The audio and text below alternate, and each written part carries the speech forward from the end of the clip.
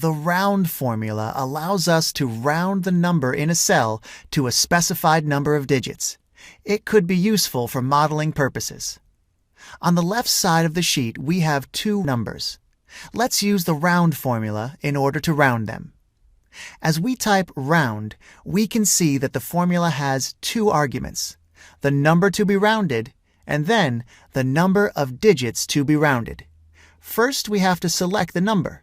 In our case, that will be the cell B4, where we have 5.1. Let's leave 0 digits after the decimal point. And here is our output. 5.1 was rounded to 5. We can do the same thing with the number below, 0.05. If we round it to the first decimal point, the result is going to be 0.1. This is how round is applied. Thanks for watching.